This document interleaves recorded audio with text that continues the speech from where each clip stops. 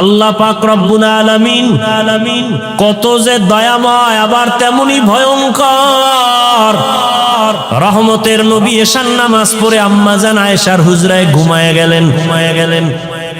তন্দ্রাচ্ছন্ন নবী বলেন, আমি ঘুমাইলে চোখ বন্ধ থাকে, আমার অন্তর ঘুমায় না। হঠাৎ করে রাতের গভীরে আমার কানের মধ্যে শুনি কে যেন কান্না করতেছে। নবী বলেন, আমার ঘুম ভেঙে গেল, এই গভীর রাতে কে কান্না করে। রহমতের নবী বলেন, আমি উঠলাম, উঠিয়া আমি বিছানার থেকে বের হয়ে গেলাম। নজর দিয়ে দেখি আমার হুজরার পাশেই তো মসজিদে নববী। নজর দিয়ে দেখি আমার এক সাহাবী নামাজে দাঁড়ায় গভীর রাতে কান্না করে। আমি রহমতের নবী হঠাৎ চমকে উঠলাম, কোন সাহাবী এই গভীর রজনীতে কাঁদে? ভালো করে নজর করে দেখি আল্লাহর পেয়ারা সাহাবী আমার আবু বকর গভীর রজনীতে নামাজে দাঁড়ায় কান্না করে। আমি বাহিরে অপেক্ষমান, আবু বকর হাউ মাউ করে কান্না করে নামাজ শেষ করে বের হয়।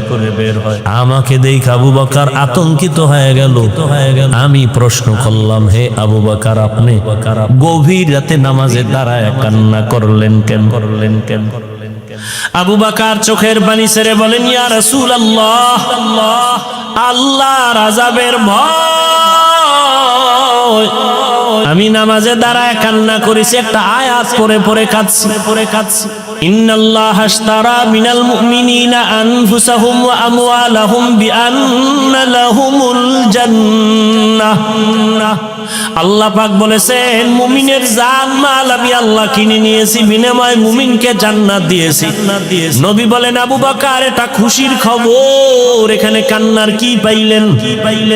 আবু বকর বলেন, ইয়া রাসূলুল্লাহ, আপনি জানেন আমি ব্যবসা করি, কাপড়ের দোকান দেই। আজকে সকালবেলা একজন মহিলা আমার দোকানে এসে বহুদিন আগের কেনা কাপড়টা ফিরাইয়া টাকা নিয়ে গেল। আমি প্রশ্ন করছিলাম, মা কেন কাপড় ফিরায় টাকা নেন? মহিলা একটা জবাব দিয়েছে, তোমার দোকানের কাপড় আমার পছন্দ হয় না, এজন্য ফিরাইয়া দিলাম। আমি আল্লাহর এই আয়াত পড়ে কান্না করেছি। আল্লাহ যে বলেছেন মুমিনের জানমাল আমি নিলাম, মুমিনকে জান্নাত দিয়ে দিলাম।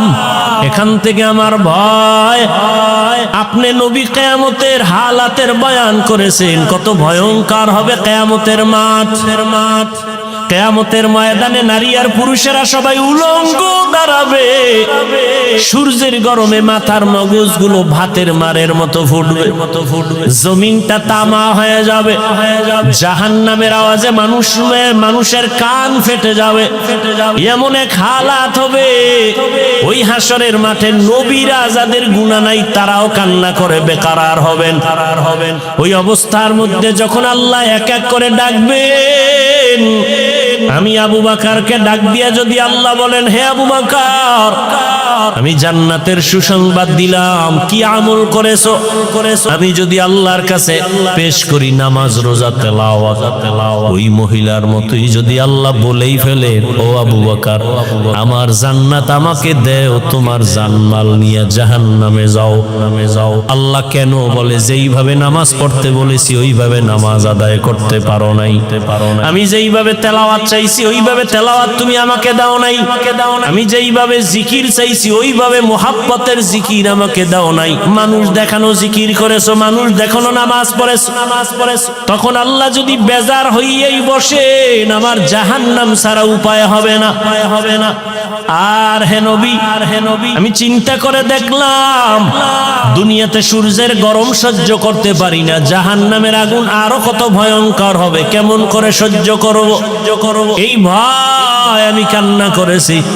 রহমতের নবী কাঁদেন আর বলেন, আবু বকর, ওই হাসরের ময়দানের কথা যখন আমার মনে পড়ে, আমিও চোখের পানি ধরে রাখতে পারি না।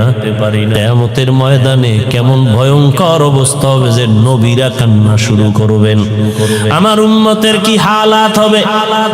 এর এলাকার মুসলমান, হে যুবক ও পর্দার আড়ালের দুনিয়াতে একটা সূর্যের গরম সহ্য করা যায় না, বেতের বাড়ি সহ্য করা যায় না, মশার কামড় সহ্য করা যায় না, গুনাহ নিয়ে কবরে গেলে জাহান্নামের আগুনের গরম, হাসরের ময়দানে আরো কত ভয়ঙ্কর আযাব। এখনো সময় আছে, তওবা করে নেন। মনে মনে আল্লাহকে বলেন, হে আল্লাহ, দুনিয়ার রং তামাশায় সময় তো কম কাটাইলাম না, মন মতো ঘুরলাম ফিরলাম, আর কয়দিন বাঁচবো জানা নাই। এখন থেকে তওবার নিয়ত করে ফেললাম, আর জীবনে বেপরদায় চলবো না, নামাজ ছাড়বো না, দাড়ি কাটবো না।